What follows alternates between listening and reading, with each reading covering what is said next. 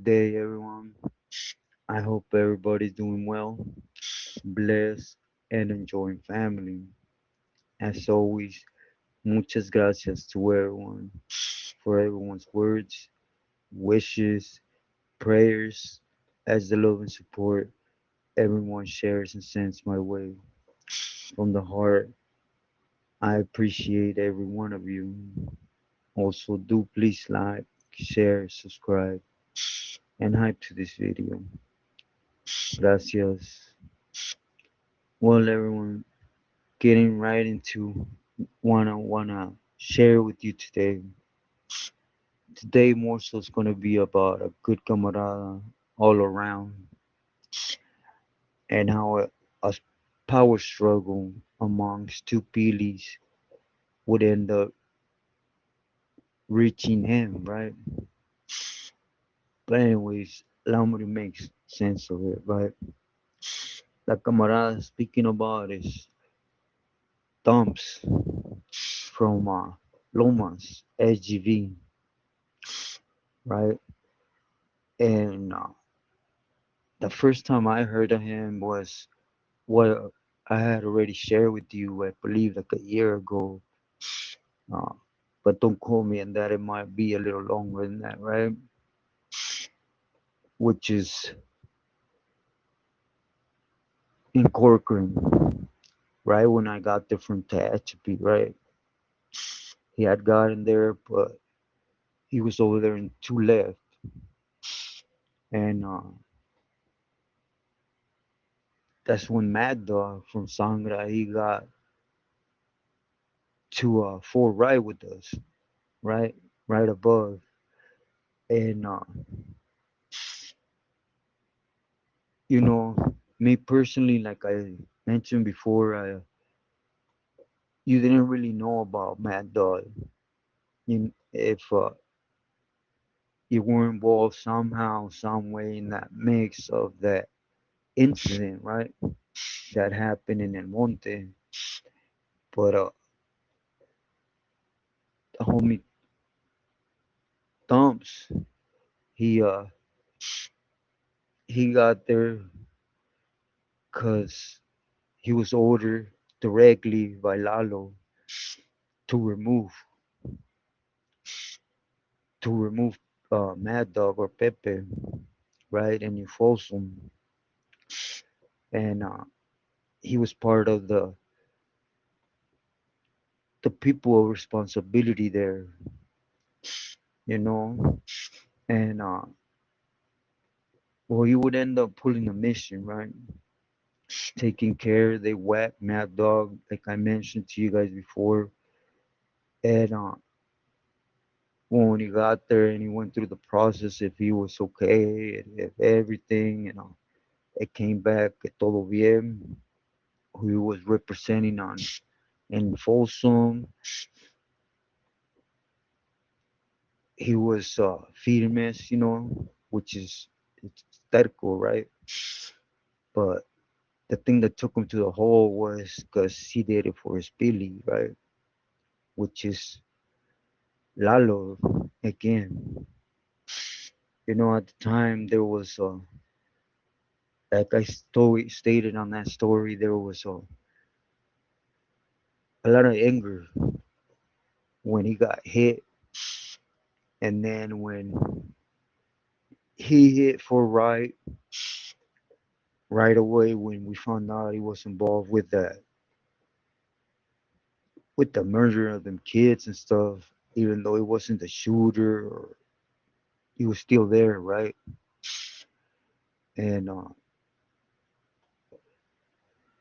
I got all the scoop from the camarada. Then I addressed Artie with it, and it came back from Artie to go ahead and whack him. And like I said on that story, it was unfortunate though that the homie that took on that mission, he was younger, right?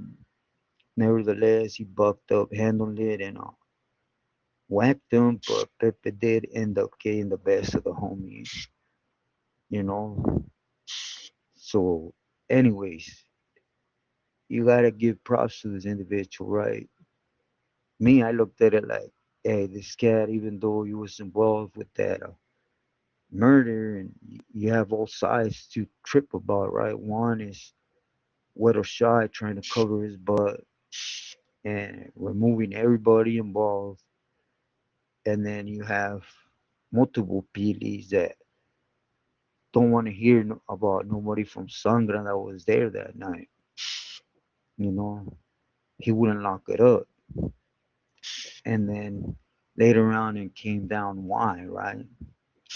And it's right before Stomps took that dive, and him and Silent George, they were receiving, you know, Jale Feria. I don't know what they were receiving, but basically they both had an arm around Pepe or Mad Dog, right? From Sangra. So of course, in my story, I mentioned to you how the threats came, and I covered my angles, and I was in the right. Whatever they had going on, from getting paid for him to be good, didn't apply. That in every yard he was going to be given a pass. That every Billy was going to give him a pass. He would have to be in a spot that belonged either to Silent or to Stomps, Valencia, right? And anyways, I did my homework. We left it alone. Shortly after, Stomps from Sangra da Senor, he locked it up, you know, and I would end up getting validated. The homie from Lomas, I know it's maybe a little confusing. Stomps from Lomas, the camarada that had a position and called this shot, and he took it on the chin and did it himself. He stood behind, right? They gave him a shoot term. I'm not exactly sure how long, but it was 16 months, 20 months, somewhere there, right? And I would end up getting validated. And I did my time on BR, three right. And you guys know I caught my case with that, my celly, and I would end up hitting Pelican Bay, right? As I'm in Pelican Bay, I mentioned it before, I was on this side and mostly all the Phillies from San Diego are on that side. So I started, staying relevant with them, would you say like that, but I was also helping Terco and just being the buffer zone. Was nobody, right? Just the buffer zone of the appeals coming from high desert to Terco. They will hit myself, and Terco will had me look into him, and if he decides had to see him, then send him to him. If not, go ahead and dispose of them and answer them yourself, you know. And again, we're pawns, right? We're just that cushion for IGI to take things all off them, and both stunts would end up landing in high desert, and like I said in the beginning, he was functioning for Terco as well in Folsom.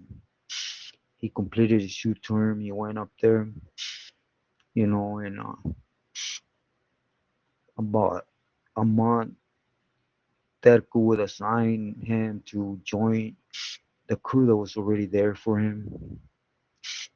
So he did, and everything was going firmes, There was a lot of he said, she said, um, bumping heads amongst camaradas on the yard because there was three Pilis there, Psycho, Sherm, and Terco. But overall, once it reached Pelican Bay, it would be squashed, right? So, anyways, getting back to Stomps, the homie, right? Again, he was holding it down, doing what he was supposed to, and it went to 2009, 10, somewhere there, excuse me. And he was also in contact with Lalo. As you guys might be aware, he took on that mission for Lalo, right? In Folsom. He asked permission for Terco. Terco, Lalo, they got along. So, that's how it was given. And so even though he was in high desk representing Terco, he was still in contact with Lalo through his neighborhood, you know. And how, that's only between them two. I'm assuming, with bringing people to help their feelings, because Lalo at the moment was in the Lake County. You guys know he was there with full control, right? And then later on is when everything hit the fan with Lalo. What I mean by that is the one you hardly hear politic, right? With another Billy was Niteowl from Artista. And Niteowl and Lalo, they started going to war over there, Lake County. And their soldados, a lot of them flipped, a lot of them got moved on. And well, at one point, Daryl took the LA County from Lalo, and because he was politicking. Well, Lalo got accused of politicking against Daryl, but it was both of them, to be sincere. Everything was reaching up there. And, there was a big move of Lalo through his soldados to attack Daryl's crew, you know, and right away that was met with Daryl authorizing for his crew to attack Lalo's crew. And that went down. Again, it was mostly LA County. So even though we were up there getting news of everything that was going on, it was like, when push came to shove up there in Pelican Bay, Daryl had the winning. Just sincerely, Lalo was greedy with what he was getting in LA County. He didn't want to share. He didn't want even tell other police in the Bay what he was doing. And Daryl wasn't that close-minded. He was aware of what he had to do, involve other senores, share with them, whatever. Anyways, just one day out of the blues,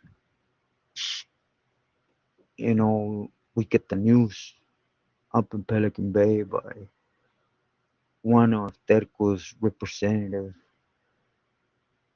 in high desert that Stomps had been whacked.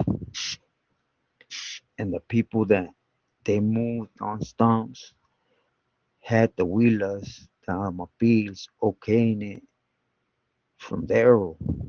He even left uh, where they communicate with him to okay it. And it was because, again, Lalo did lose at one point to Daryl in the county. Supposedly Stones was helping Lalo a lot on the streets, right? Everything, you work for a Billy, it don't matter which one. He could act secretly with you, but they're all going to know who's who and what you're doing for an individual, right? And he would end up getting whacked, you know, and it would hit Pelican Bay. it would hit Terco. Once I read it, it was like, no, this ain't for my eyes. I shut it up, let him deal with it, let him reach out to Terco's people, and they figure it out. And even though in all reality, Terco was a film, a Pili to be under, you were just going to be at war with other Pilis and other homies a lot. But other than that, he took care of his people, right? It's why it really, really surprised me when years later he gets out the shoe and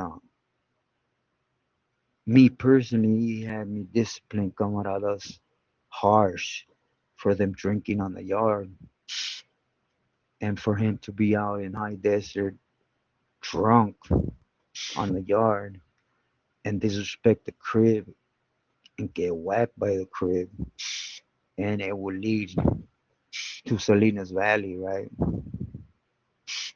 And